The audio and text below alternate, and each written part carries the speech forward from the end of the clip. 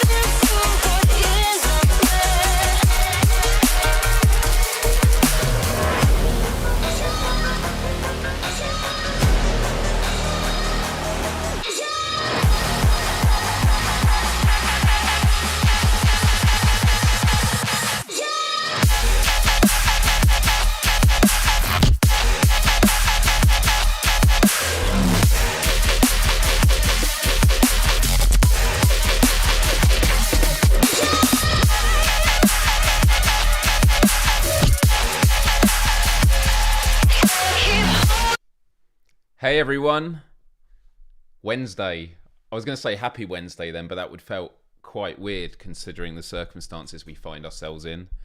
I hope you've all had a good week despite that, because a conversation I was having with my best friend last night, you know, it's very easy in the grand scheme of things to feel that you can't go about your own life, even though there is something glaringly obvious and horrific taking place in the world. If it's not clear what we're talking about at the moment, from the title of the live stream or just what's generally been going on, of course, talking about the situation in Ukraine. So I just want to preface this as a part of the housekeeping of sort of the, for lack of a better term, the rules of engagement with this conversation.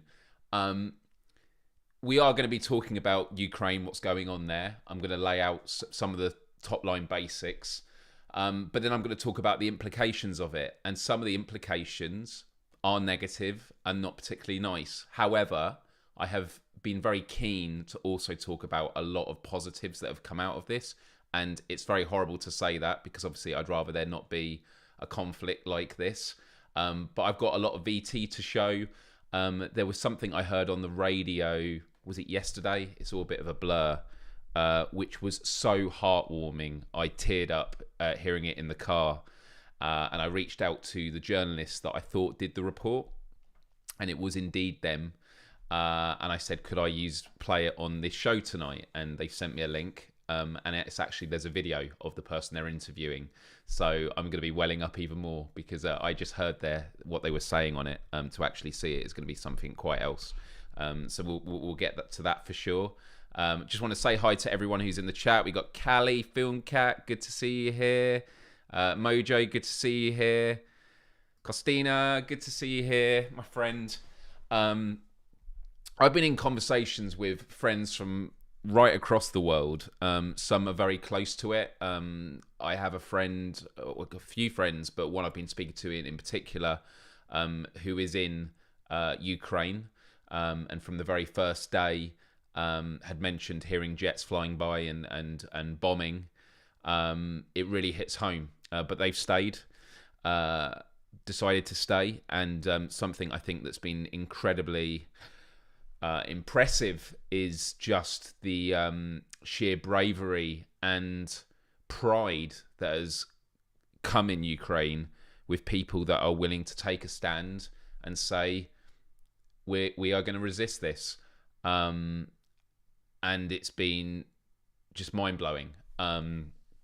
And actually listening on the radio today, a conversation, there was a guy that he said he was in his 40s, UK citizen, and he just says, from hearing, all these Ukrainians with such strength and courage, he just wants to go to Ukraine and fight alongside them.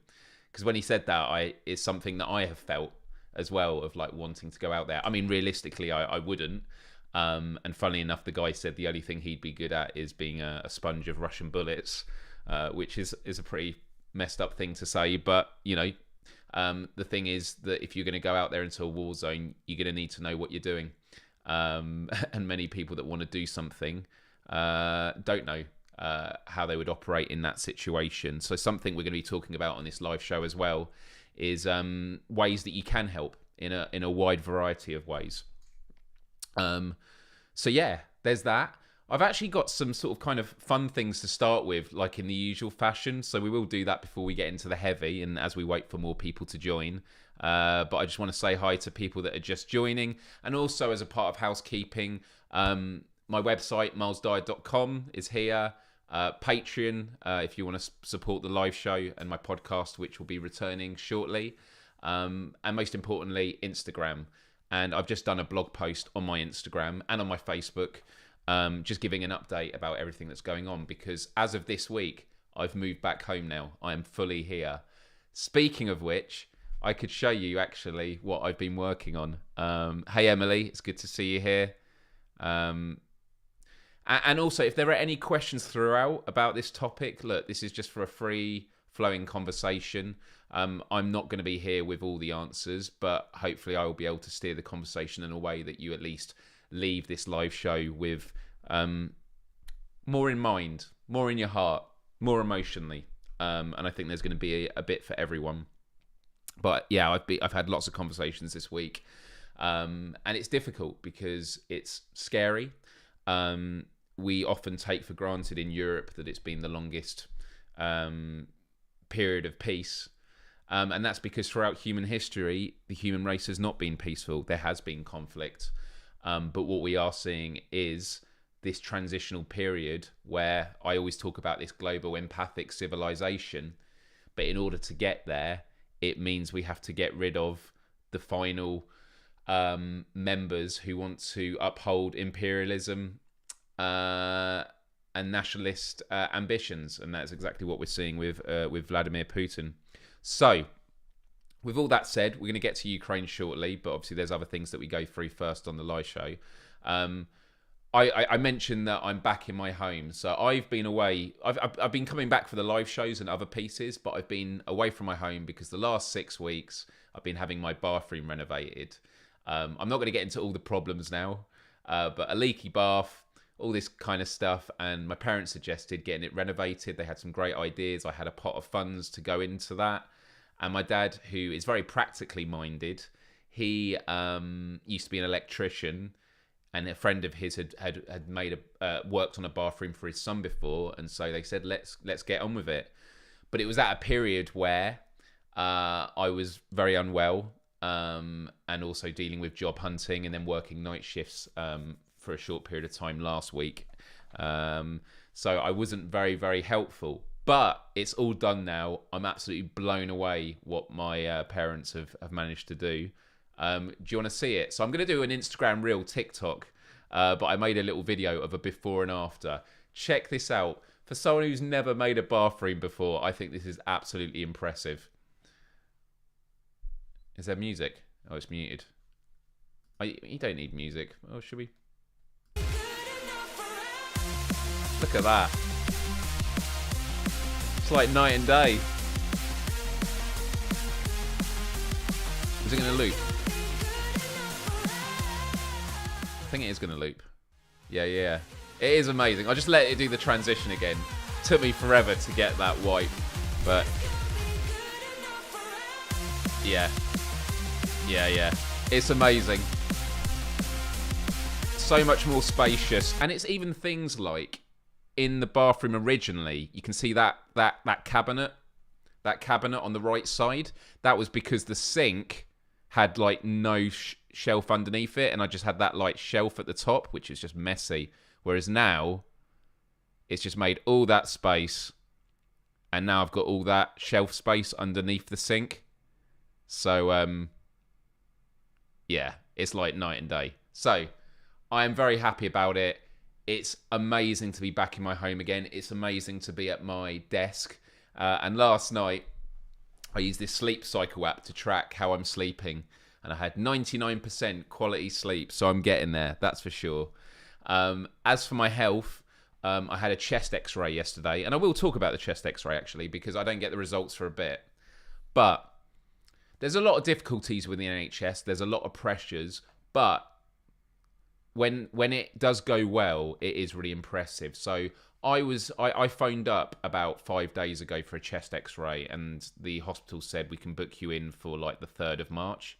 The person on the phone said, how urgent is it? And I was like, I honestly don't know how to answer that. Like, when the doctor says, how urgent is it? And so I just said, don't worry about it. I'm going to go to the like first come, first serve in Reading Hospital.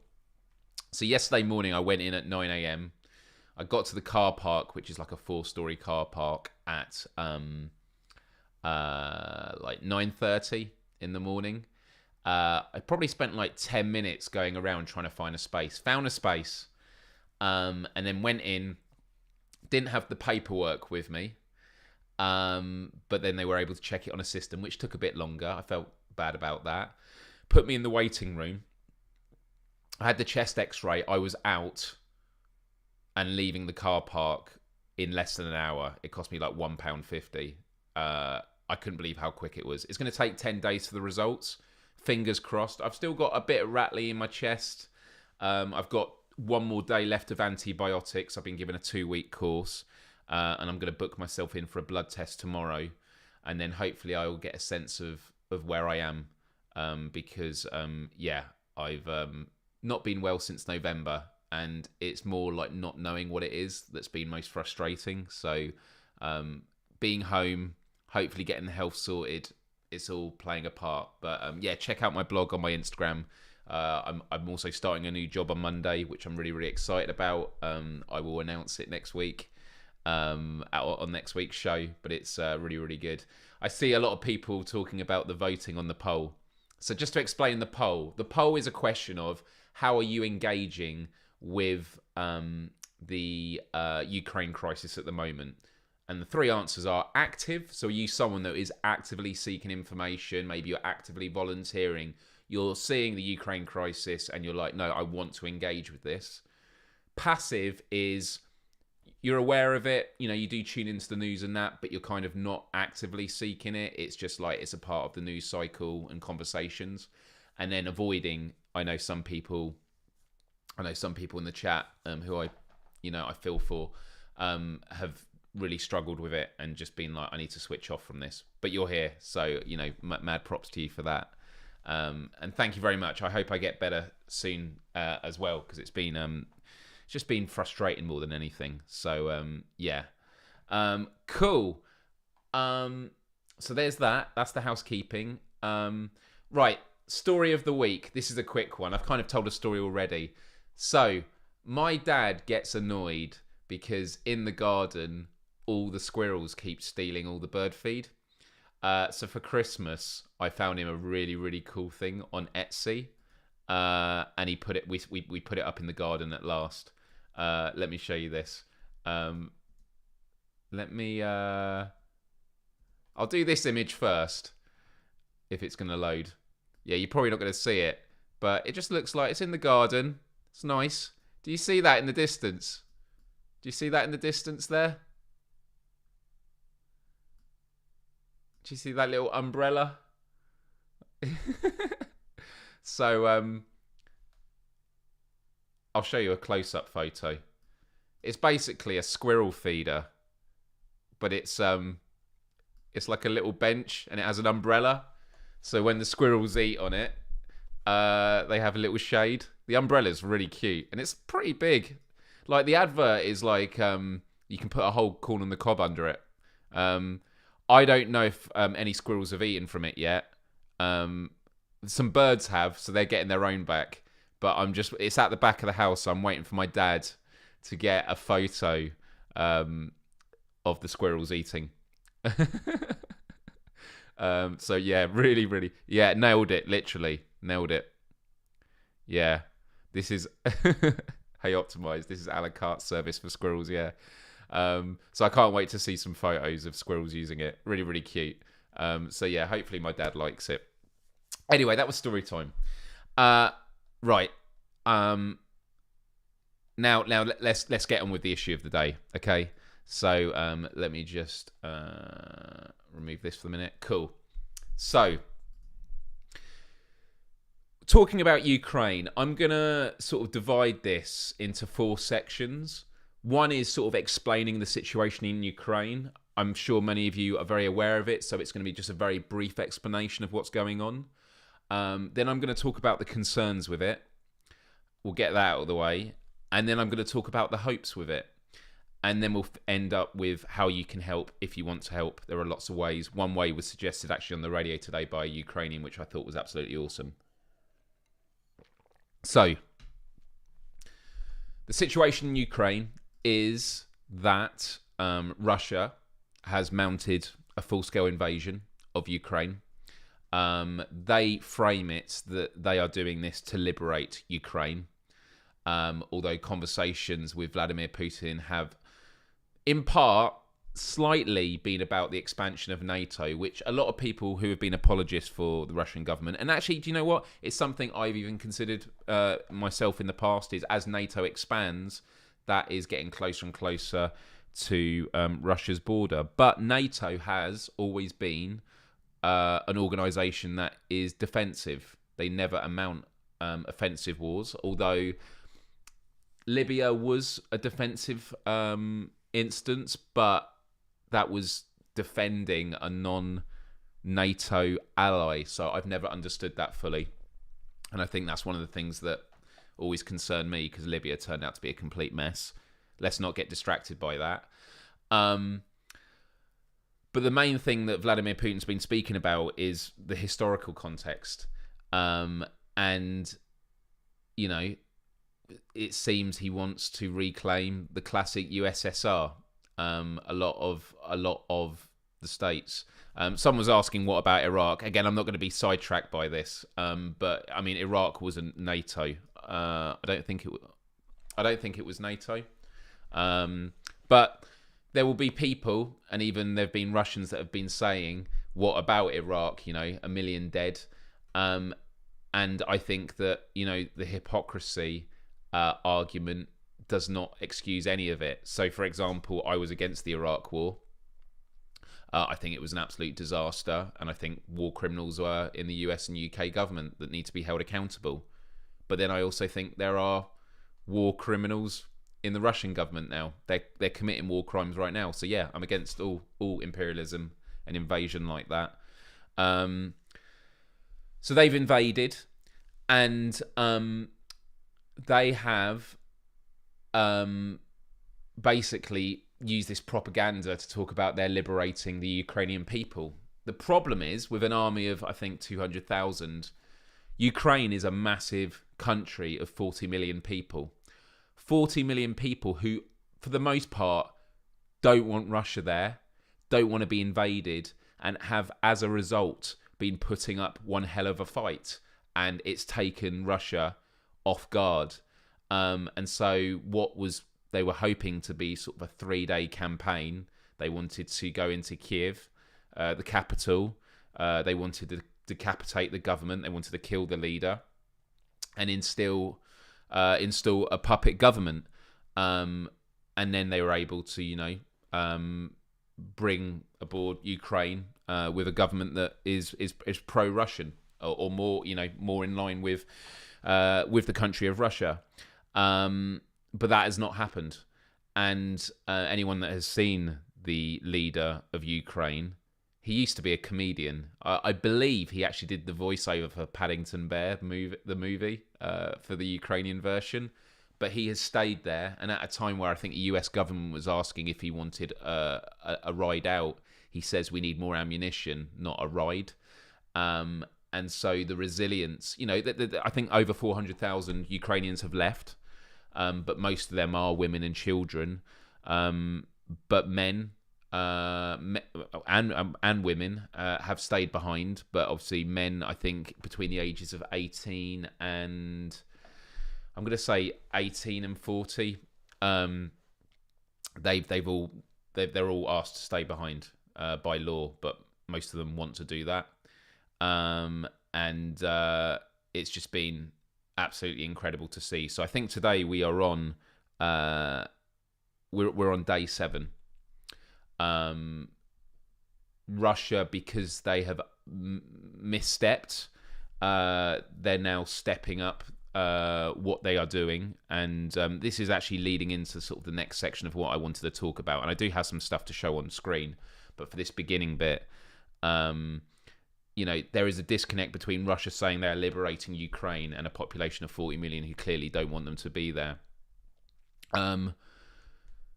So what Russia are doing now is, it's a question of how do they save face, because they can't just retreat. Because the thing is, whatever happens, the world is never going to be the same again, because Ukraine are forever going to be like, well, we've just seen what our neighbour can do.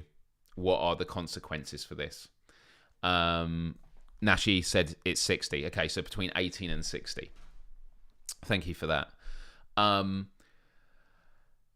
so there are big calls of the international community of we need to do more. So what you may have heard a lot in the news is about sanctions. So governments around the world have been sanctioning Russian oligarchs, the government, the economy. They've been crippling the economy. The Russian stock market hasn't been opened for 3 days now, which I think is the most since God knows how many decades ago. And there is and now the Russian army are stepping up with what weaponry they're using. There's a lot of heavy shelling. They're using cluster bombs, which many deemed to be a war crime. Cluster bombs are used.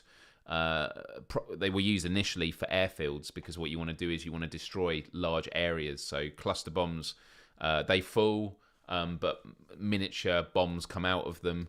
But unfortunately, they don't always explode, and they can look like Coke cans.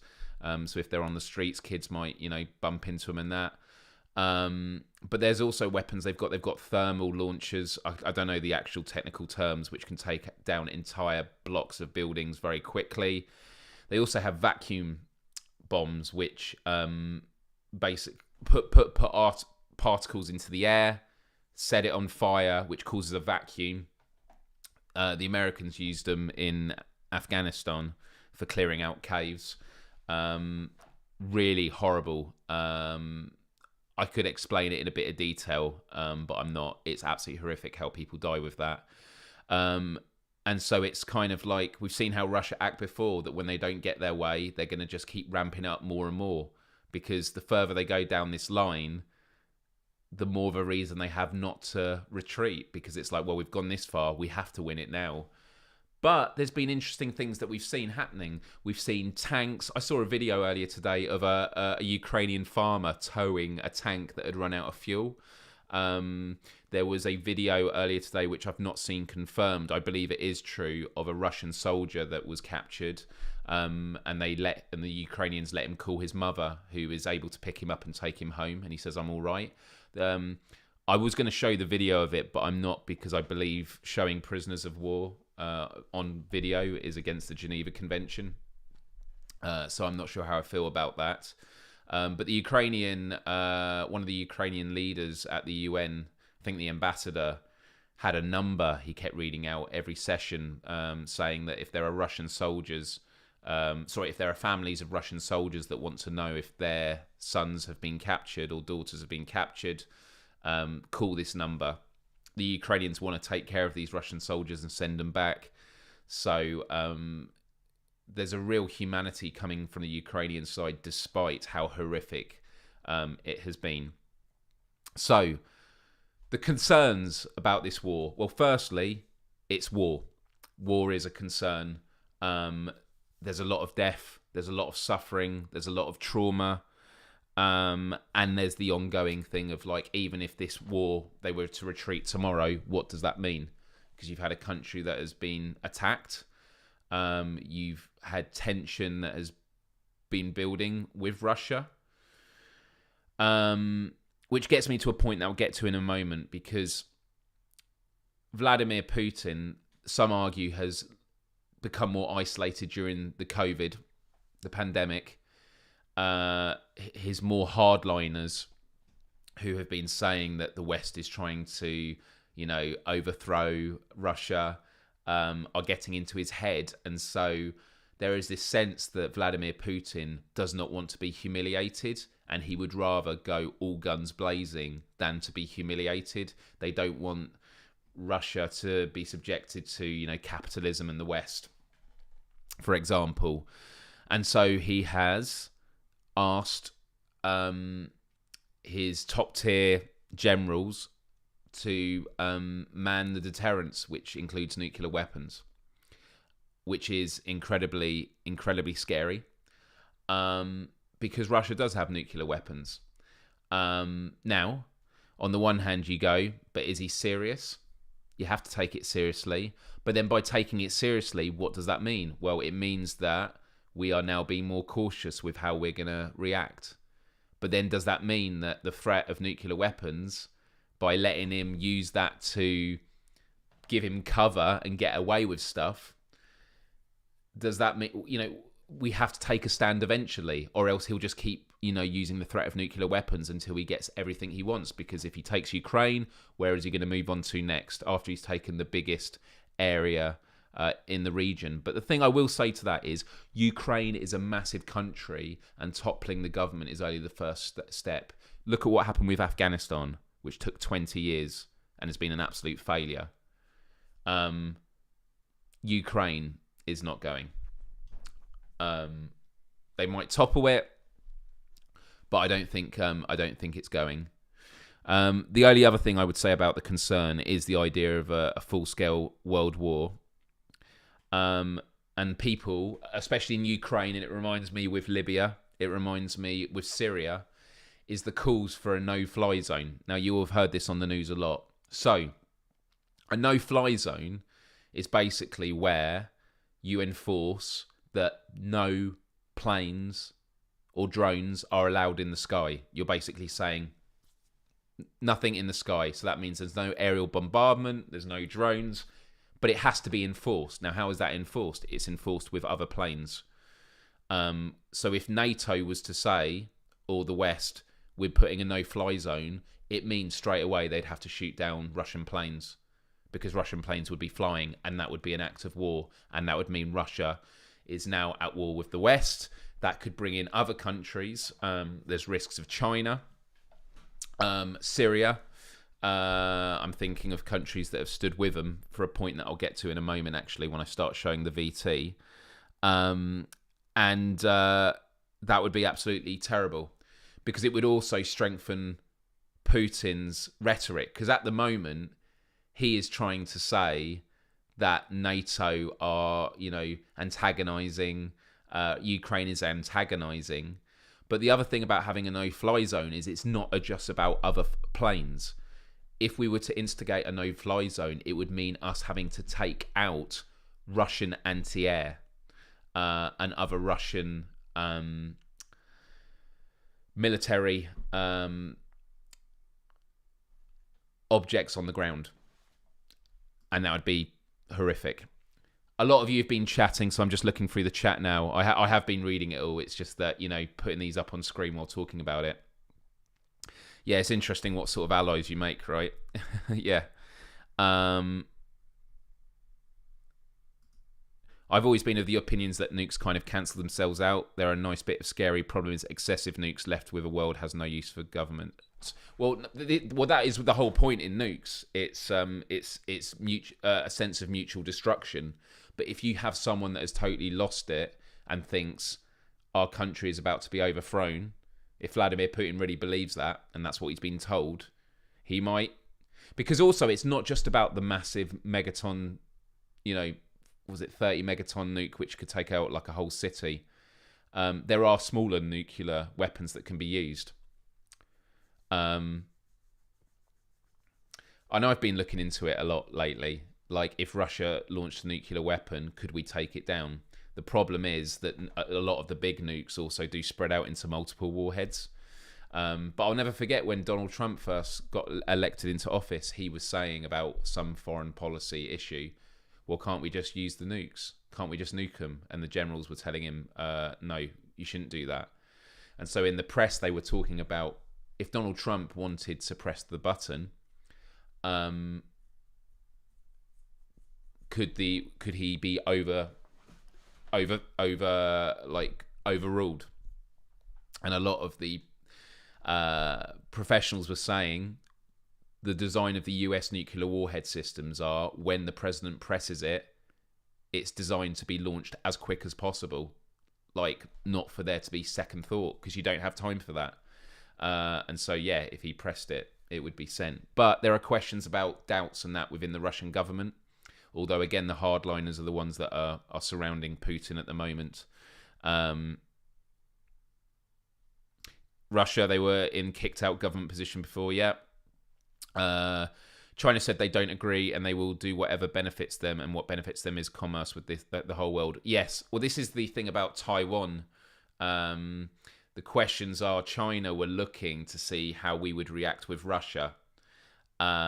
Because if Russia took Ukraine very quickly, there's no doubt that China would move into Taiwan and start making moves there. In terms of actually all the countries and their positions, I'm going to show you a video in a moment which came out about 2 hours ago. Marty, you're not in the pub today. Yeah, usually the principle of nuclear deterrence and equal nukes per country is a stalemate. Problem here is Vlad is an unpredictable state. That's exactly it. And it's what we felt about Donald Trump. The big question is, where would he send the nukes first? Well, smaller nuclear weapons, if he did, he might start using them in Ukraine. It depends. But it would be an end game. It would be an end game for the humanity. And you know what's really scary? And look, I'm just going to put it out there before we get to the positive stuff. Noam Chomsky has spoken about it a lot in the past, that there are multiple threats to humans' existence. And I was going to say what's funny. It's not funny, but you kind of got to laugh because you'll cry. All of what he predicted is all in play now. So one of them is complete climate breakdown of our ecosystems, life support systems. That is currently happening. Secondly, it's nuclear war. Because there was an amazing book. I can't remember the journalist or the name of the book. I'd have to look it up. But he came into The Guardian to talk about it when I worked there many years ago. And his research was about how outdated a lot of these nuclear systems are. It's kind of scary that we've just got all these nuclear weapons, and it's kind of, we shouldn't have them. They're so unstable. But the other thing Noam Chomsky talks about is a global pandemic, and we've got that at the moment. So, yeah.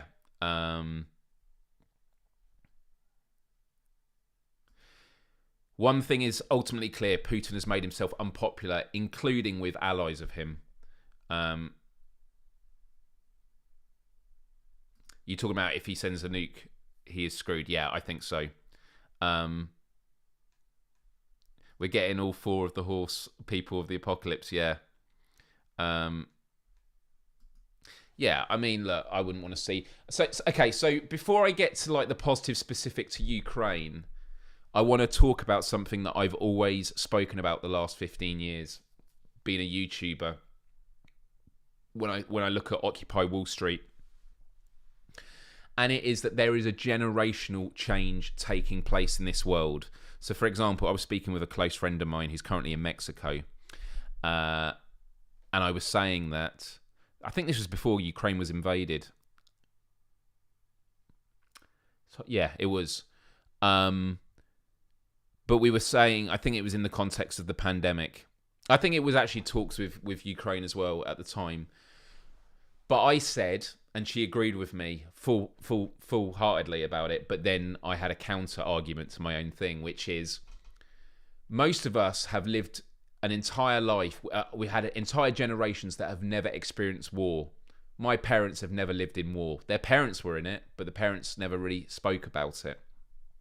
And so not being in a war, yes, I was talking to my friend about it in the context of the pandemic because of all these people that like are talking about their freedoms being, infringed upon because they're being asked to wear a mask in a store, and they just throw around words like fascist and all this sort of stuff.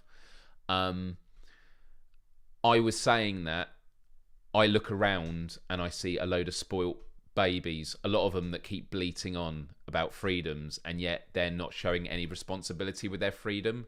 Freedom is so important, but to have freedom isn't just that you have entire freedoms and therefore you don't give a shit about people. You have to care about society.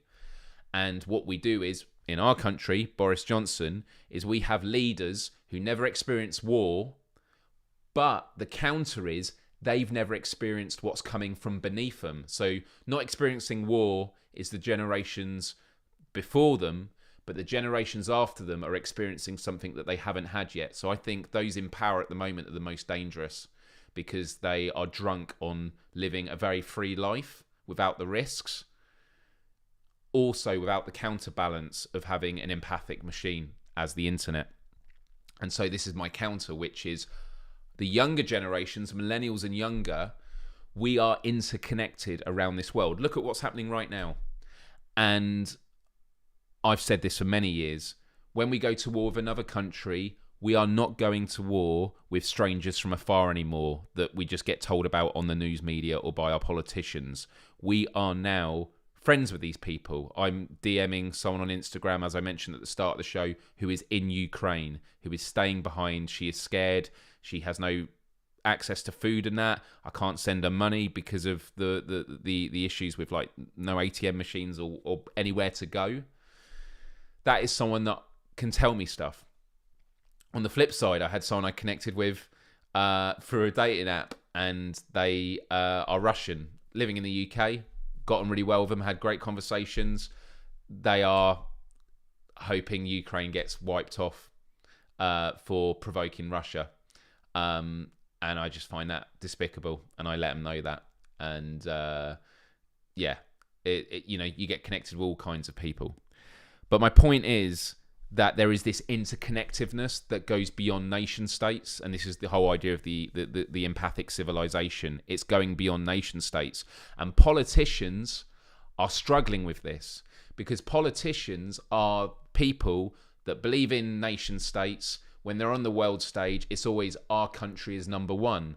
But if every leader is saying our country is the greatest country on earth, who's telling the truth? Because someone has to be lying.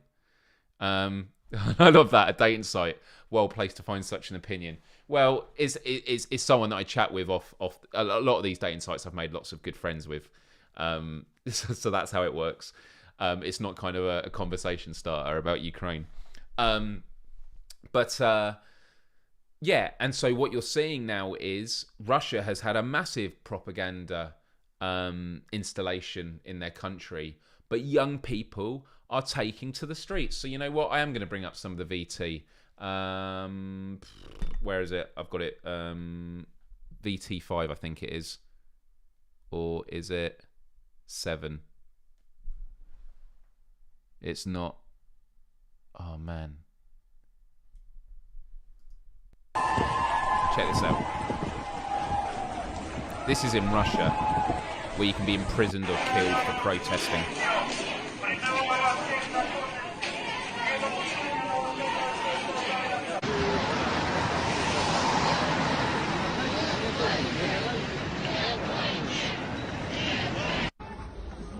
Ладно, я еще не... Лежать, я сказал, лед! Лежать, ну...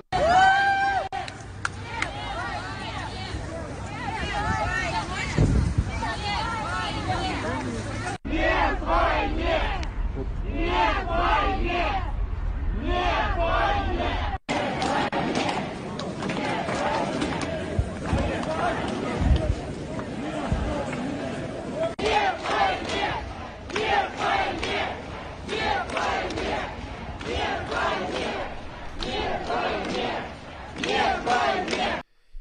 It's amazing. And as Kostina mentioned, Russians are suffering with these sanctions. And so the concern is, does that make them solidify and stand with their leader more? Now, I think a decade ago, absolutely. I think it's different now. I mean, when you look at what happens in Iran with the uprisings, and then the US puts huge sanctions on Iran, the young people are the ones that are revolting. The young people are the ones that are standing up. Now, when I say that, I don't mean just young people. I also mean young-minded people, because there are people of all ages involved. But generally speaking, when it comes to protest, young people are the ones that are most active and organised first. So yeah, it's just crazy. It's just crazy. And so yeah, lots of courage, and I think that this is only going to grow. There was I think one of the biggest rappers in Russia cancelled 6 of his shows and said everyone needs to protest. Everyone needs to protest because Americans did it for the Vietnam War, and they were right, even though they were laughed at the time. And do you know what I also love? America, the American government, UK government, love anti-war protesters when it's in a different country, don't they? But they don't like it when it's in their own country. And that just goes back to it. Governments are shit scared that there is this global awakening, that we are, when people talk about globalization and how it's a terrible tyranny of centralization, I think quite the opposite. It's decentralization. Globalization is us saying we are humans, we need to stand in unity and oppose these oppressive structures that are trying to break us up or do, what the Russians are doing right now. My hope is, and this is what the game plan is, we need to survive. We need to survive another 10 years, and then the young generation are going to be in power, and we can start dismantling these oppressive structures. We can denuclearize the world. We can move towards renewable energy, which will hopefully help so we don't actually have to rely on fossil fuels from these autocratic governments like the Russians. Okay, I'm going off piece now. There's loads of clips I wanted to show in the context of hope. But let me show you what happened just a couple of hours ago. Those in favor of draft resolution A/ES-11/L1, please signify. Those against. This was a vote on a resolution in the UN. All the nations were asked to vote.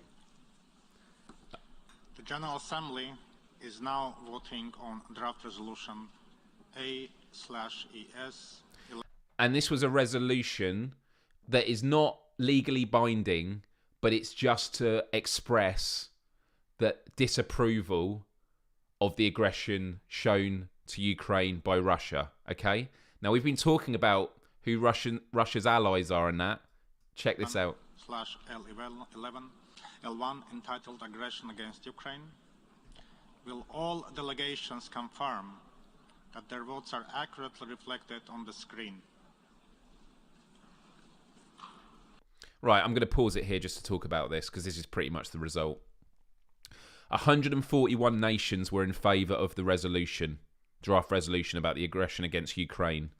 5 were against. Now, who do you think they were? Russian Federation? Syria? Russia and Syria have been working on stuff together. The Democratic PR of Korea, so North Korea. Belarus, who we know are working with the Russians on the border, and Eritrea. That is it. That is it. So what do you think what does that signify? Now, abstains, there are 35 people that have abstained. And that includes China. Yeah, China's here. And you might go, well, that's not good. But it's not against, like, abstention is better than going against it. So Russia's only clear allies on this are from Eritrea, Belarus, North Korea. I mean, Syria, you know why. Syria, you know why. North Korea, you can sum that up. Eritrea, I don't know too much of the political links there, but Belarus we know as well. You're confused as why Syria would be okay with this since they were basically attacked. Because Assad's government had a deal with Russia, because they were concerned about the Americans trying to overthrow Assad. They were going for regime change, and Russia came in and did a deal and said, if you get rid of your weapons, chemical weapons, we will take care of it. And Russia actually went in there. So in many ways, Russia protected Assad's regime. To be honest, I think it would have been an absolute mess with America going in there. I was against the war in Syria, but it doesn't mean that I'm pro-Russia. So yeah, really interesting here. By the way, I love this bit, because if I go back a bit, look, they go, has anyone not voted? And then if you look down the side, you probably can't see my arrow, but in the second column, above Eritrea, you've got Equatorial Guinea. Watch this. And you hear the click in the audience. I like the idea they were going, what are we going to do? Abstention. Just quickly hit it. Yeah. The voting has been completed. Please lock the machine. Lock the machine. Look at that. The result of the vote is as follows. It's amazing. This is huge. The result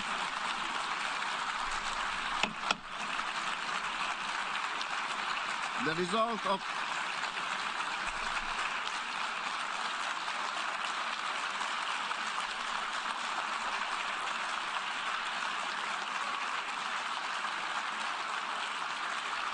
Now, there are discussions about what have the UN done. Like the UN, what are the UN doing? What do they do? Like they're not in. The UN isn't responsible for sending in armies. It's a place for discussion. It's this resolution has no legal binding. It actually doesn't instigate anything, but it's a way of getting people on the record and getting a sense of where the world is at. So the idea of the UN's useless. The UN has a lot of problems, but it's better than having no UN at all. So I would say that. Right. I've spoken a bit about the hopes at the moment. So this conflict has united NATO and the West, and now, as we can see, the world, in ways that we have not seen in a very, very long time. So Russia is actually isolating itself from the world, which in itself can be quite scary. But then China might be having talks behind the scenes and saying, you got to stop this. But then, I don't know, it's going to be... It's scary because of the fact that there are nuclear weapons. And I've shown you the UN clip. But this crisis has also shown the best side of humanity. Again, I hate that it takes a crisis, but I've already mentioned the volunteers we've seen, the bravery in Ukraine. I mean, look, okay, I'm going round off piste again. I love this clip that I saw. It is this. When I saw this, I was like, this is incredible. Really glad you're able to join us, because we want to show you something that's pretty extraordinary, actually. We're in Dnipro. It's a large industrial city in eastern Ukraine, and we are going to give you a glimpse of the Ukrainian war effort, but not in the way perhaps you were thinking originally. There are hundreds and hundreds of people here in Dnipro who have come to the center of town, and they are in the process here in this section of making Molotov cocktails. You see them, they're taking styrofoam, they've sort of grated the styrofoam, and they're now putting it into the bottles. The styrofoam works to make the Molotov cocktail sticky, to help it stick to vehicles, to other targets as well. You can see them grating it. And they're making it according to a recipe that has been distributed by the Ukrainian Ministry of Defense. Really quite extraordinary. It's amazing. I've actually got some boxes here with styrofoam. I didn't know it was used for Molotovs. I knew it was how you make napalm. If you break it up and you put it into petrol, I believe that's how you make napalm. Costina, to reply, you just type people's names, I believe. But yeah, the polystyrene makes the Molotov sticky. There have been so many scenes of them just setting fire to Russian convoys and that. It's just incredible. Here's one I made earlier. Here's a Molotov I made earlier. Do you know, when I think of Molotovs, like I've used them in computer games and that, you know, you click a button, there's an animation, you light it and you throw it. In real life, I would mess it up. This clip I actually got just recently. This morning when I was in bed watching the news, I saw this live and it was so funny, the end of it. I just had to clip it. So these teens were talking about, you know, those that have stayed behind. And a point they made that was really good was homeless people were helping make Molotovs and get weapons to fight. So, like, every aspect of society is standing up to this invasion. But check out what they said at the end of the interview. Help. We as a nation are powerful. Don't fuck with us. Don't fuck with us. Maybe we won't use that word again in Sorry. the future, but look, we can understand. Yeah. Emotions are run a little high. What I love is they go, we understand, you know, this is, 11 o'clock in the morning. We shouldn't be saying this. Yeah, we'll show war, the horrors of war, but say, you know, don't fuck with us. We need to have some fucking, like, sense. You know, we need to stop, like, censoring swear words. Like, we give power to swear words by censoring them. Just let people say it. Oh, Ukrainian people have just been absolutely amazing. Absolutely amazing. Like, really, really inspiring. Okay. But away from home, okay? Away from home, there's been some amazing things. And I mentioned at the start of... I mentioned at the start of this live stream that I heard on the radio some coverage that got me very teary. I was so moved by it. And it turns out there's a video of it. I spoke to the journalist before I came on air and asked him if they were the journalists that covered it, and they gave me the clip. I've just got to credit it as LBC, which I'm more than happy to do. But a bit of context first before I show you the video I'm going to talk about. This is from the same location.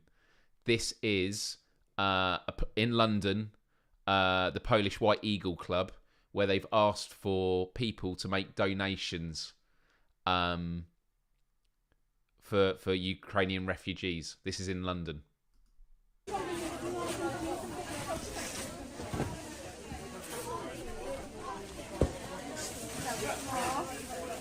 This was yesterday. I fucking love humanity.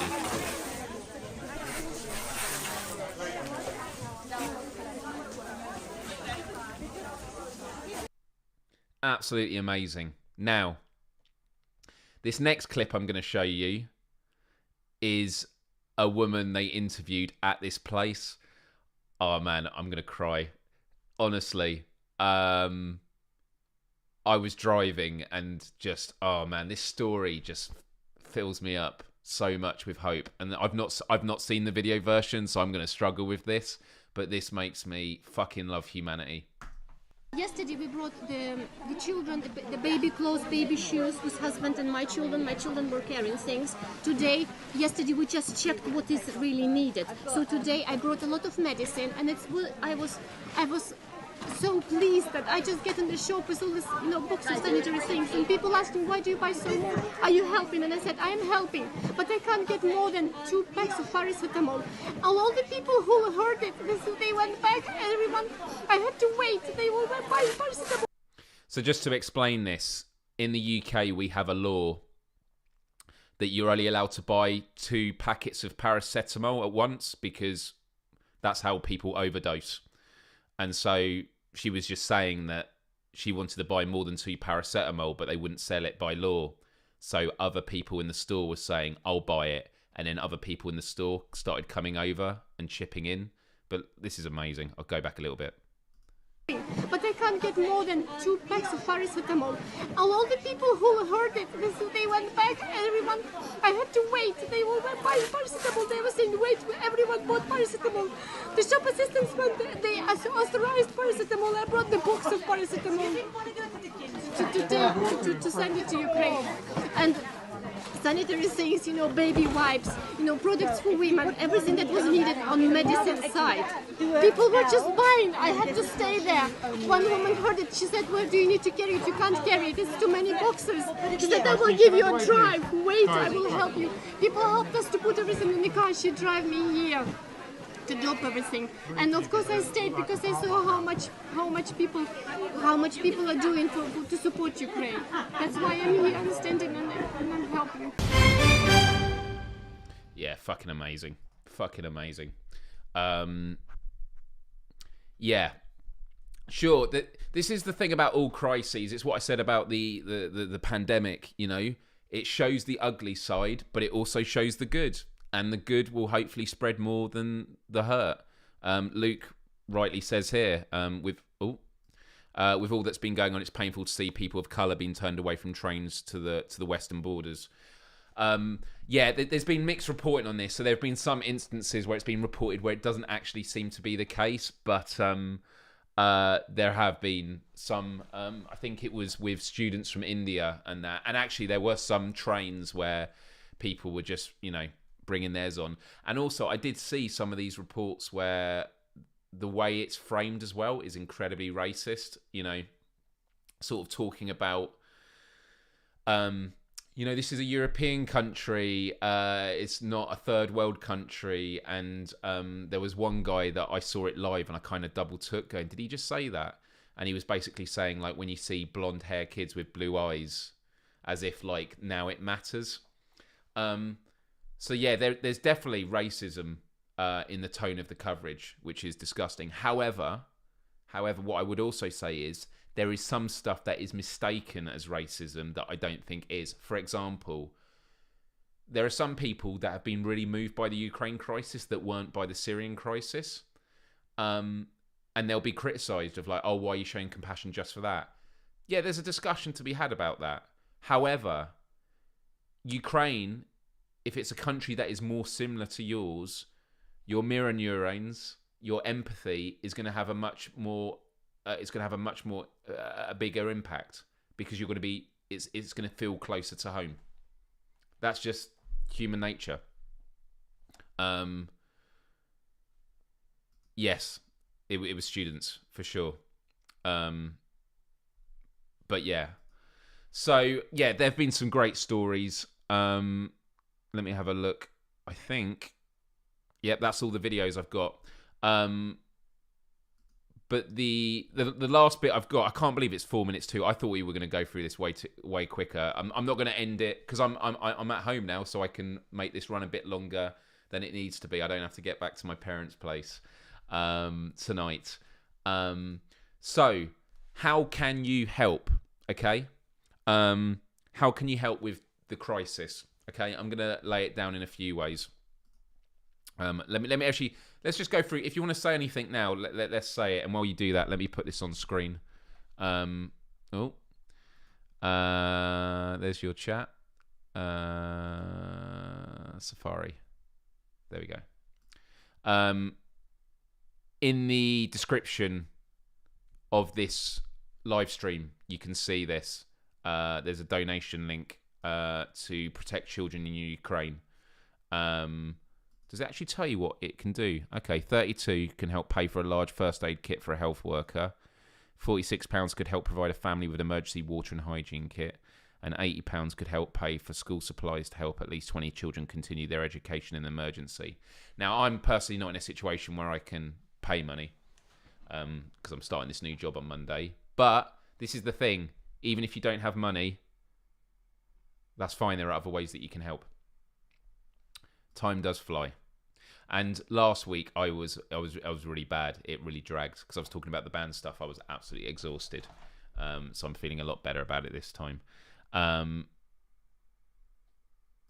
Yeah, it is quite complicated in terms of things coming off the. It's because a lot of people don't do the nuance, and I've done a lot of videos in the past about the philosophy of activism, the fact that people, let perfection become enemy of the good, and it's a real shame.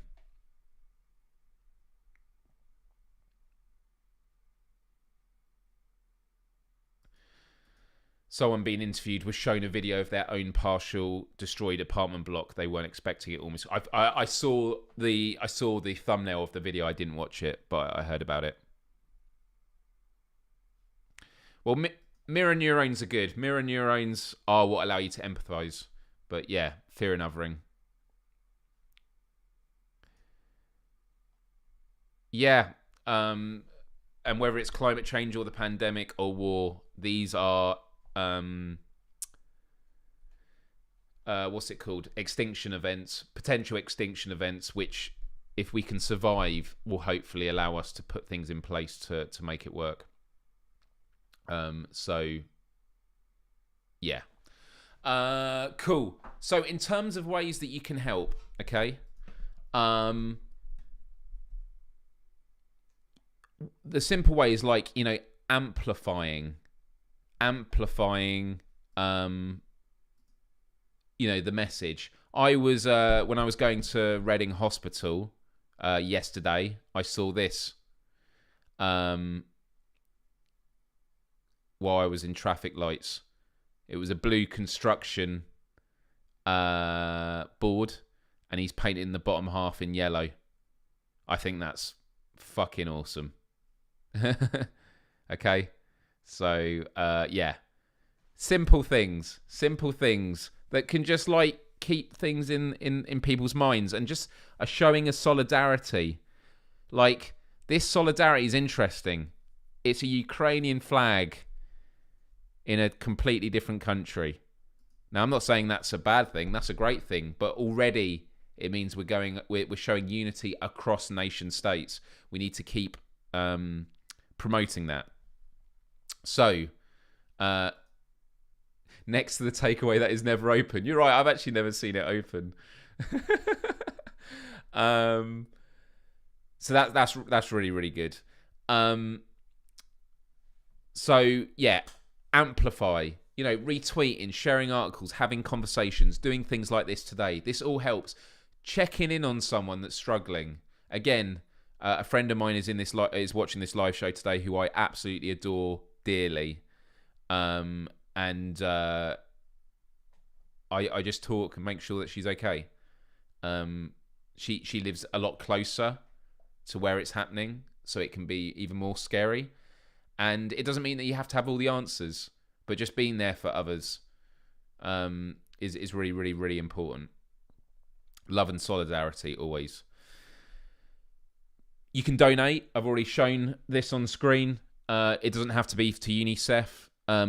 Do your own shopping for where to donate to. It might even be donating items and that at a local place. Just look online. There'll be loads of great organisation about where you can donate items to for those that are struggling. So that also includes volunteering. But you can also protest. One of the former party leaders who was there was an attempted assassination, poisoning him from Putin, and now he's in prison, did a letter today. Do you know what? I'm going to find the letter and read it because he said something really, really interesting.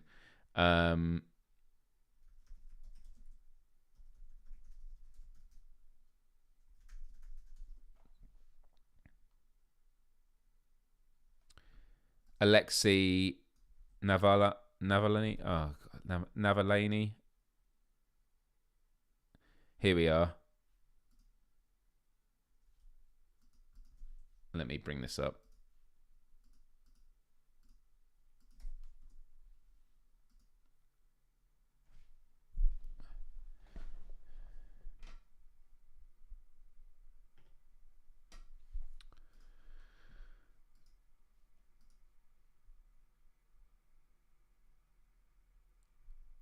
Has it got its full...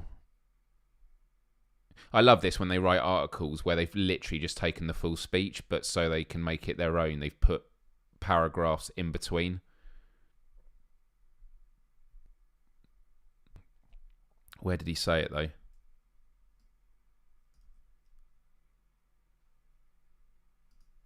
Let me have a look here.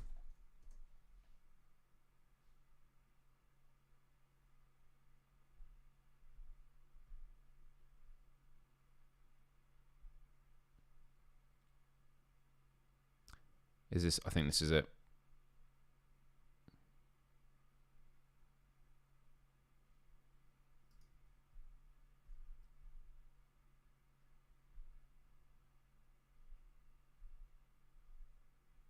Yeah, this is it. I'll read it now. So he goes, we, Russia, want to be a nation of peace. Alas, few... He's doing this while in prison. So we, Russia, want to be a nation of peace. Alas, few people would call us that now. But let us not pretend... let's at least not become a nation of frightened, silent people, of cowards who pretend not to notice the aggressive war against Ukraine unleashed by our obvious insane Tsar. I cannot, do not want, and will not remain silent watching how pseudo-historical nonsense about the events of 100 years ago has become an excuse for Russians to kill Ukrainians and for Ukrainians to kill Russians while defending themselves. It's the third decade of the 21st century, and we are watching news about people burning down in tanks and bombed houses. We are watching real threats to start a nuclear war on our TVs. I am from the USSR myself. I was born there, and the main phrase from there, from my childhood, was fight for peace. I call on everyone to take to the streets and fight for peace. Putin is not Russia, and if there is anything in Russia right now that you can be most proud of, it is those 6,824 people who were detained because, without any coup, they took to the streets with placards saying, "No war." They say that someone who cannot attend a rally and does not risk being arrested for it cannot call for it. I'm already in prison, so I think I can. We cannot wait any longer, wherever you are, in Russia, Belarus, or on the other side of the planet. Go to the main square of your city every weekday and at 2 p.m. on weekends and holidays. I love this bit. I mean, I love it all, but I love this bit. If you are abroad, come to the Russian embassy. If you can organise a demonstration, do so on the weekend. Yes, maybe only a few people will take to the streets on the first day, and in the second, even less. But we must, gritting our teeth and overcoming fear, come out and demand an end to the war. Each arrested person must be replaced by 2 newcomers. This reminds me about so many things in the past, because they can't lock us all up. If in order to stop the war, we have to fill prisons and paddy wagons with ourselves, we will fill prisons and paddy wagons with ourselves. Everything has a price, and now, in the spring of 2022, we must pay this price. There's no one left. There's no one to do it for us. Let's not be against the war. Let's fight against the war. Amazing. So, yeah, I just wanted to read that. Really good message. It reminds me of this Occupy Wall Street speech that I love so much. And by the way, my video has boxed in again with a black border. I'm just taking a screenshot of that because it does it every time. The Occupy Wall Street speech I'll keep for another time, but it's one of my favourite speeches of all time because it's about sort of the global mission. Do you know I have it on here? I might end the show on it, even though it's slightly unrelated, but I think it's really, really important. It was when Occupy Wall Street were first formed at Zuccotti Park in New York, and they got Keith Olbermann to read it, who's got a great reading voice. I'm not the biggest fan of him generally, But I must have it here in my videos. Let me have a look. Occupy playlist.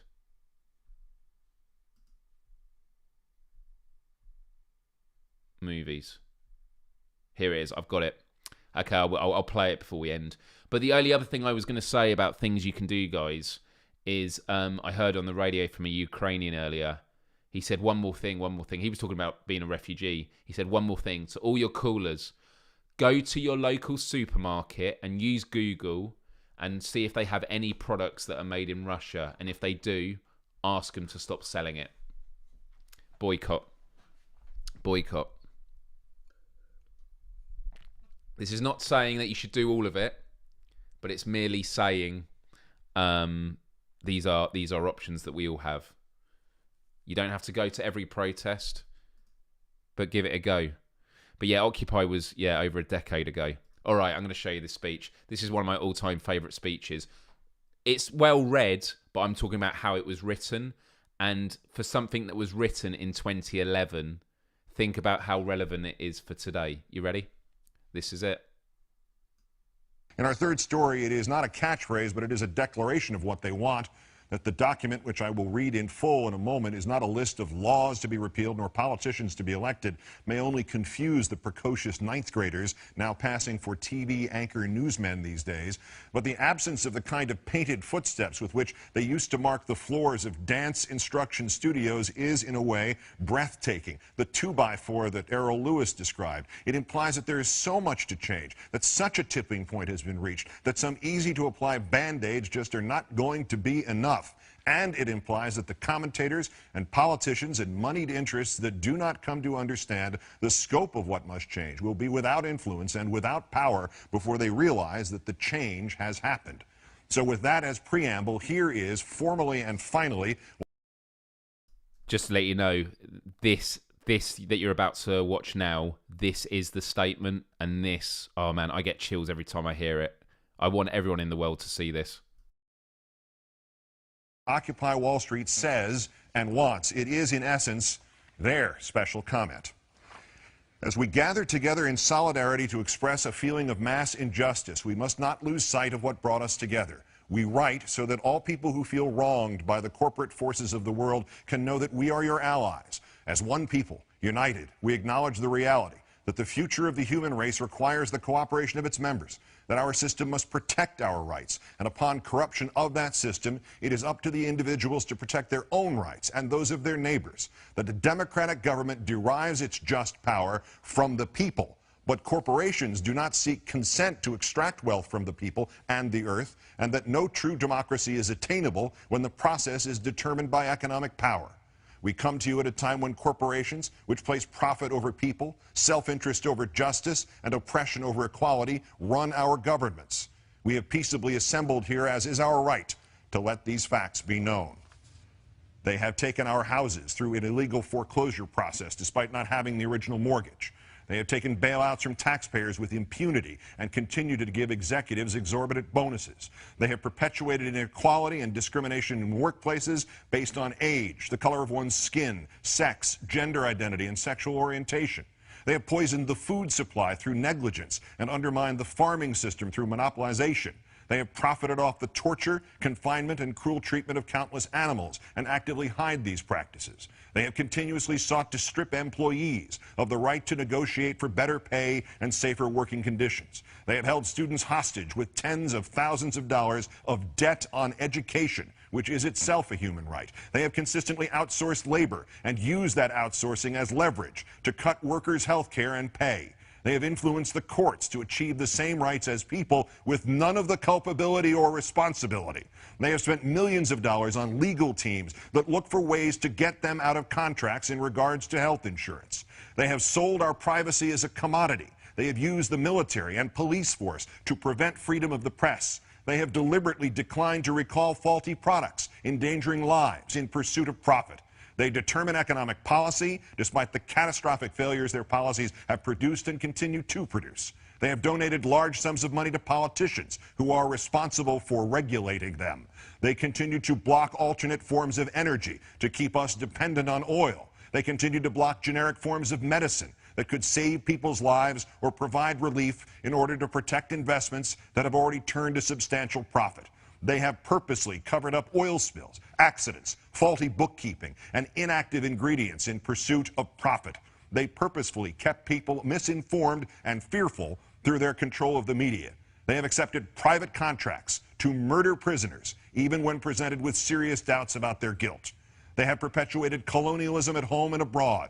They have participated in the torture and murder of innocent civilians overseas. They continue to create weapons of mass destruction in order to receive government contracts. To the people of the world, we, the New York City General Assembly, occupying Wall Street and Liberty Square, urge you to assert your power, exercise your right to peaceably assemble, occupy public space, create a process to address the problems we face, and generate solutions accessible to everyone. To all communities that take action and form groups in the spirit of direct democracy, we offer support, documentation, and all of the resources at our disposal. Join us and make your voices heard. The statement issued from Zuccotti Park by the General Assembly at Occupy Wall Street. We'll continue and we'll... Yeah. It's amazing. It just covers every aspect, and it actually does relate a lot to what's going on in the world, because a lot of the corruption is what leads to the military-industrial complex. It's what leads to corrupt governments getting to a point where they can just march into another country. I've noticed actually someone's given a thumbs down to this video, so I was surprised it took that long to happen. But you know, I think 13-1 is a pretty good statement of how people are feeling on this issue. And there are going to be some people that are still brainwashed, but anyone that looks at what Russia is doing and thinks it's excusable, you need a fucking brain check. Like, nah. Nah. Anyway, guys, that is it for this week. It's gone really quick. We could finish with the word game. Should we do that? Do we finish with the word game? I feel like because it's been a heavy episode, maybe we should finish with the word game. There are 14 of you watching right now, which means we might actually be able to hit a high score, because normally at this point there aren't many people. We've got some yeses. Yes. Okay, anyone that's watching, you just type in the chat. And that's it. That's to play along, okay? 16 of you are watching now. Okay, right, we're going to end this with a fun game, because we deserve something a bit more lighthearted. I love all the conversations, by the way, about alcohol and drink. That's been really, really good. So let me fire it up. And just one more time, actually, to donate. The link is in the description. UNICEF is a brilliant organisation. And yeah, who would be against supporting kids? Very, very important. Right. Let me get this link. I think I've got to do it on let me go full screen for the minute, just while I fix this up for words in it. Yeah, let me see if I can work it out here. YouTube. Yeah, is it gonna let me? No, it's not.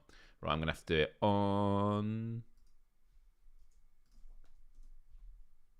Oh, by the way, what was the end of the poll? We didn't do... Oh, wow. Right, let's end the poll.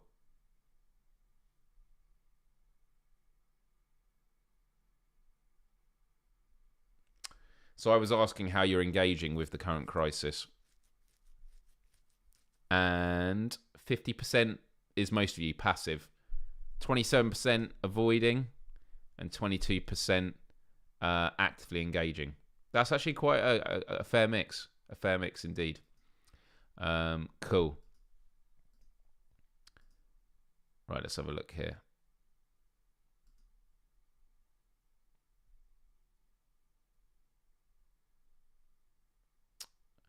Do you know what's really annoying? Is I want to have the chat here. I am going to have to do it on Safari. That's fine. Sorry, guys. Don't leave. Anyone that's watching, don't leave. I know I'm like messing this up a lot, but I don't want to mess it up. Okay, here we go. Just logging in.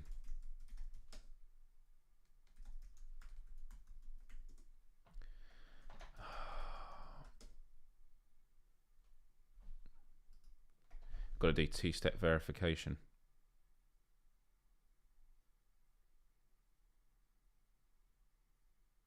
Yes, it's me. Okay, cool. Right.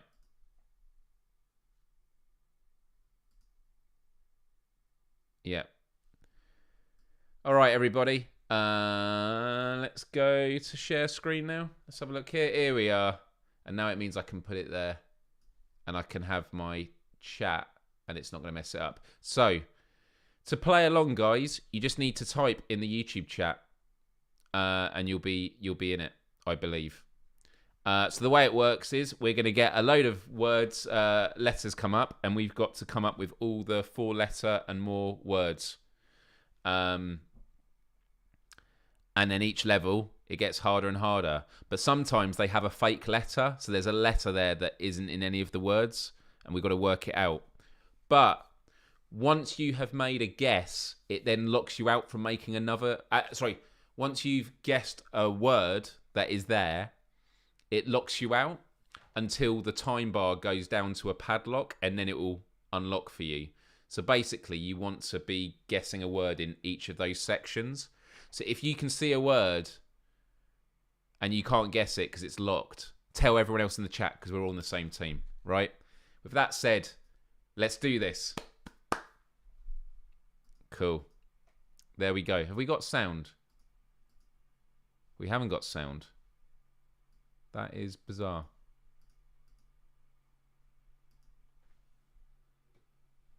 I don't know why we don't have sound. Doesn't matter. We don't need sound for this. Oh, you've done method. You've already beaten me to it.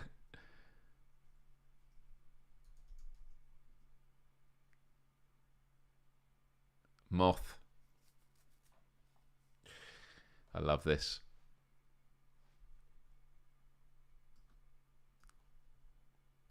Here we go. There's 15 of us. If everyone gets in the chat, we can get to like level 20 and above. So yeah, we've had method, we've had moth, them, demo. There's loads of 4 letters though. I don't know why the sound is not working.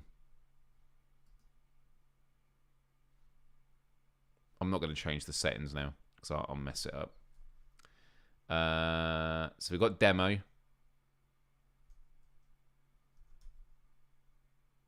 Oh, you've done them.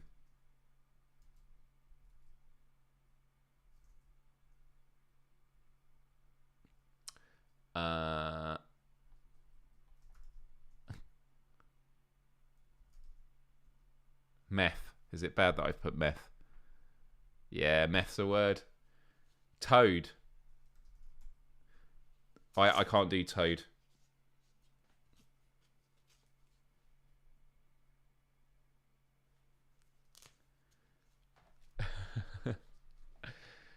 I realise I need to put my camera at the other side of the screen when playing this game. Because then it will look like I'm looking at it. Nice. Look at the points. We did 88 out of 53. That's a good going. That might mean we skip. Wow, we skipped 3 levels. This is good. This is good. Level 4. We ready?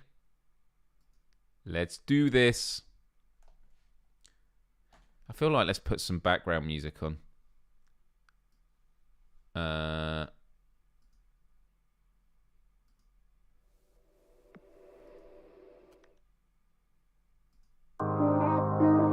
turn the music down. There we go. Noob. Yeah.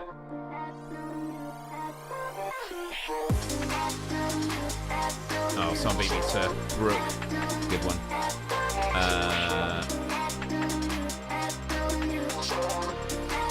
Oh wow, everyone's been really good. screwed. You got.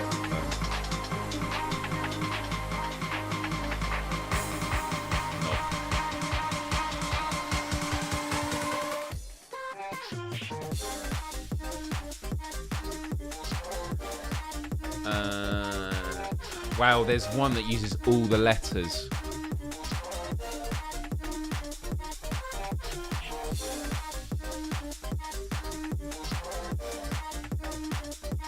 Doorknob. I thought it was door something.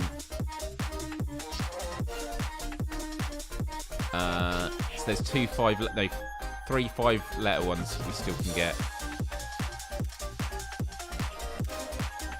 Oh, Boone, you've done.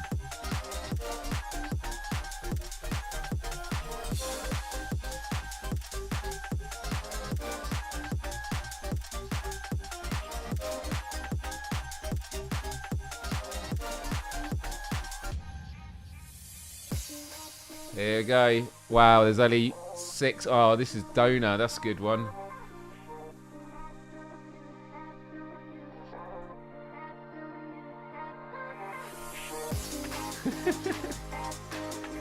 Right. There was 5 words left. We're skipping levels. We don't skip levels this much, so we're doing good. We're a good, strong team today. Well done, everyone. Right. Doner kebab's your favourite. All right, guys. Let's go.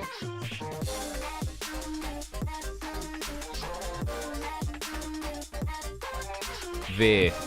V-E-E-R. And I think V-E-P. Veep.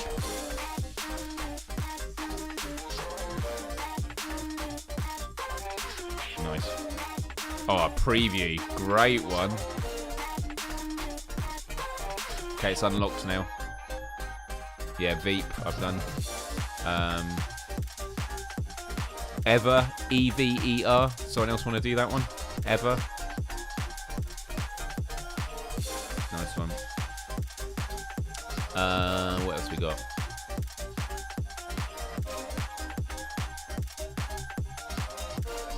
Oh, I haven't done Veer yet. Okay. We've completed the level now, but we got to get the rest of these. Oh, this is going to be a good final round for the live show, guys.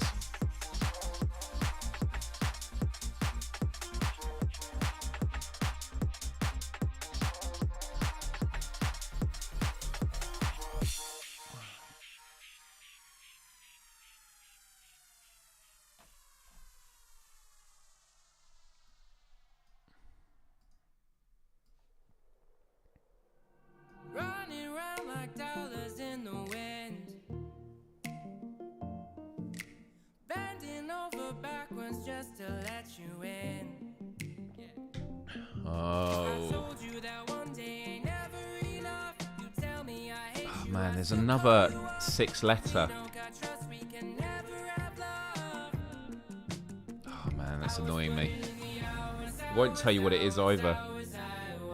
Our PSL, nice one, getting that one in the end. Perv, P-E-R-V, that might have been one. Right guys, we ready? Oh, Mojo, you and I at the top there. I got some quite heavy hitters that time.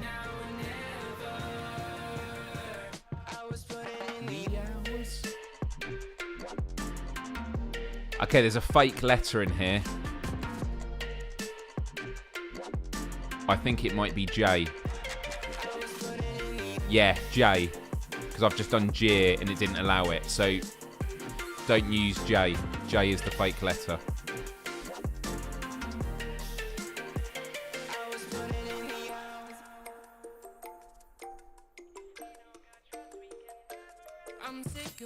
Average. Nashi. Woo. Rage. R-A-G-E. Someone wants that one.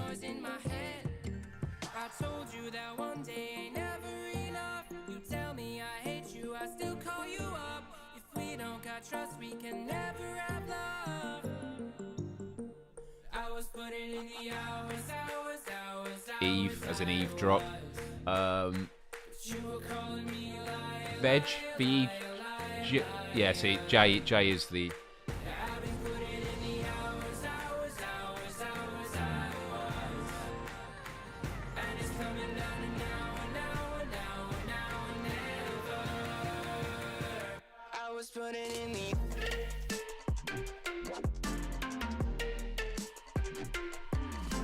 Oh, Grave's already been done.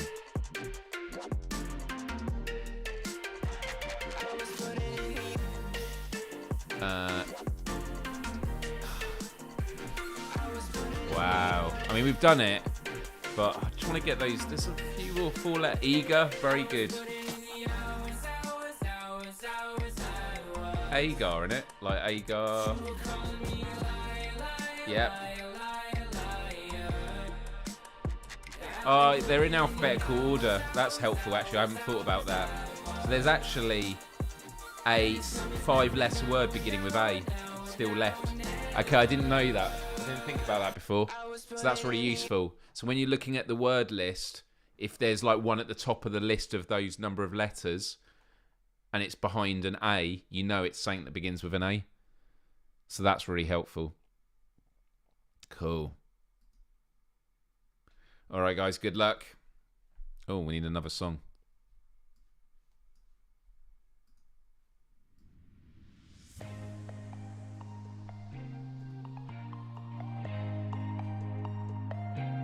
Yeah.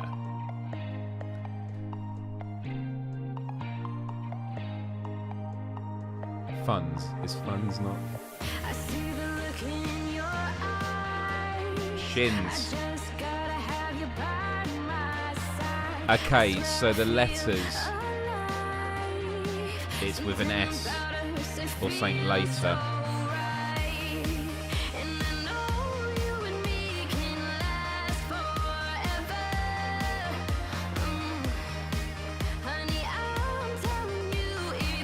SH, it must be SH.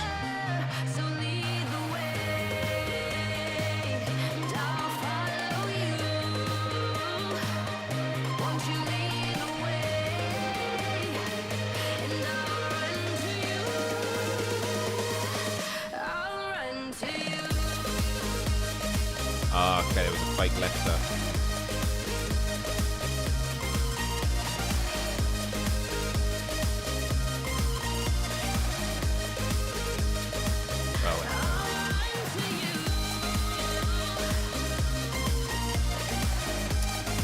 Whoa, we're doing good, guys. Done really good.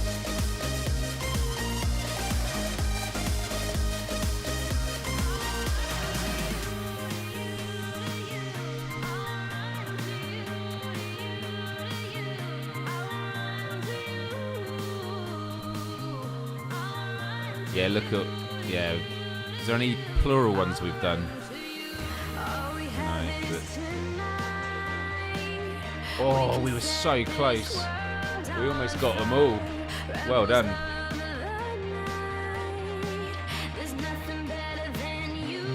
Well, we got to level 10. Well done, guys. This is a new record, I think, for the show. Onwards. We're going to level 12.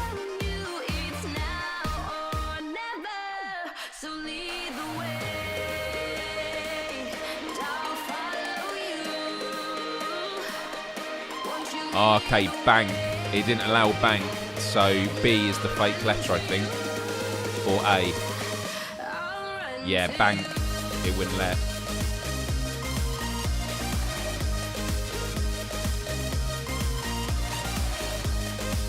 Yeah, B. B is the fake letter. Keep using...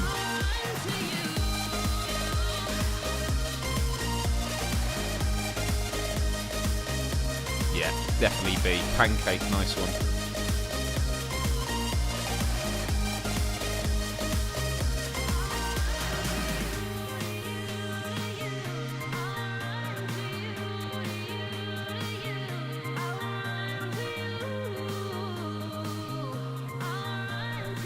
Oh, this is a difficult one.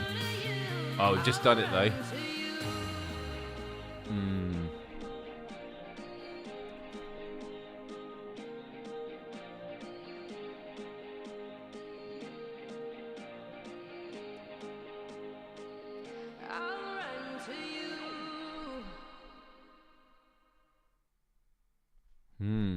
So we got some 4 letters. We got a 4-letter beginning with C. Oh no, it was an A.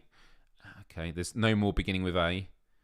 So one beginning with C, something else, or CE something.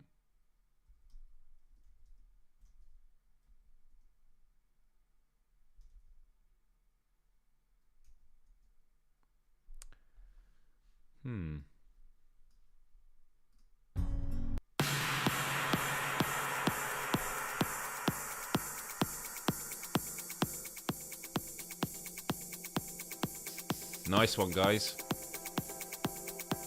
God, we're smashing it today. We're going to get so good that eventually we're going to need a second hour for this. Level 14, here we go.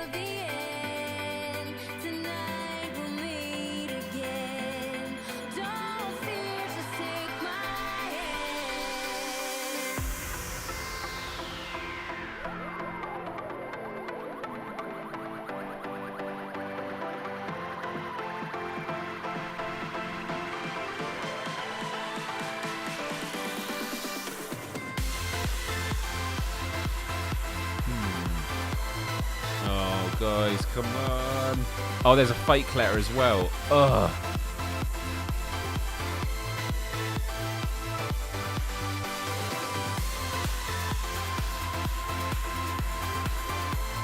So over, it's not letting me use over, so O is the fake letter.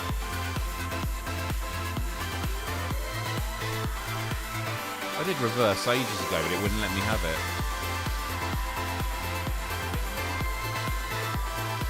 Okay, S. We got another S.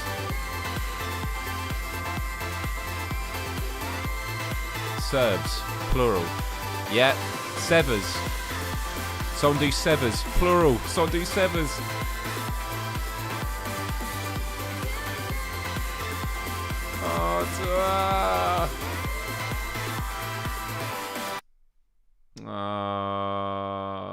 Too late. Wow. So level 14. Level 14. Right. We'll remember this. We'll remember this. Well done, everybody. Well done. Everyone's doing severs now. Everyone's severs. Yeah, a bit of a delay. It's all right. Well done, guys. Yeah, level 14. Level 14. I will note this down, actually.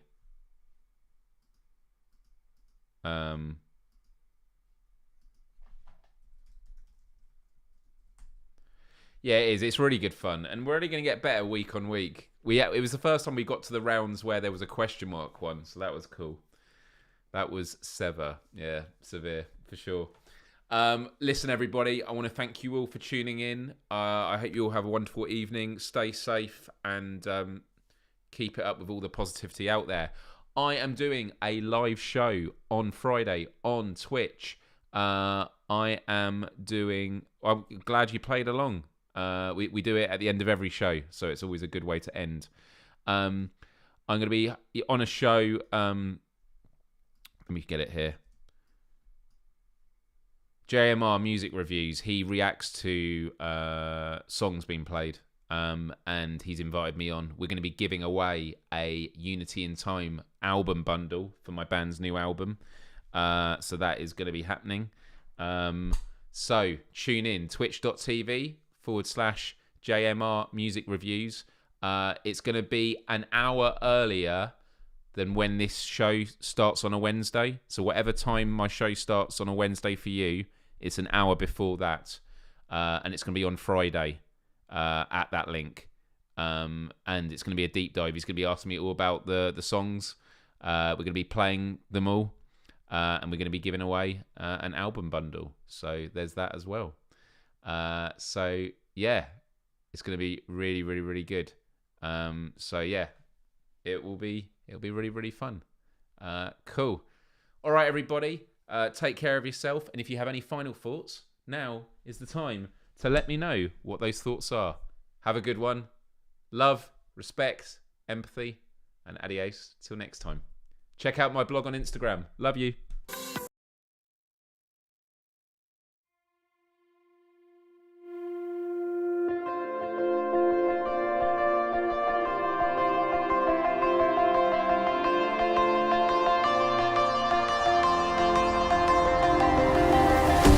I saw you on the road.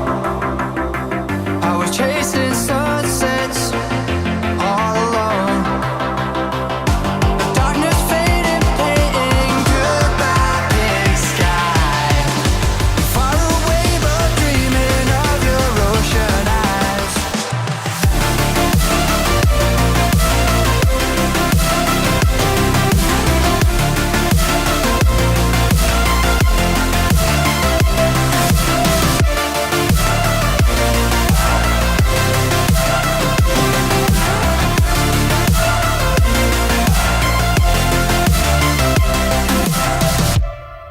I saw you on the road. I was chasing sunsets all alone. The darkness faded, painting goodbye, big sky.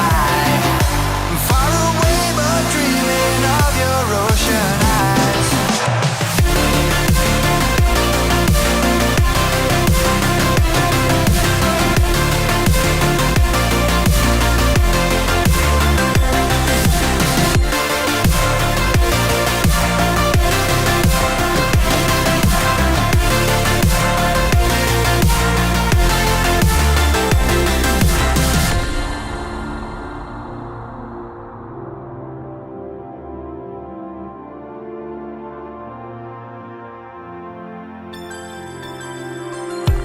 I saw you on the road. I was chasing sunsets all alone. The darkness faded, painting goodbye, big sky. Far away, but dreaming of your ocean eyes.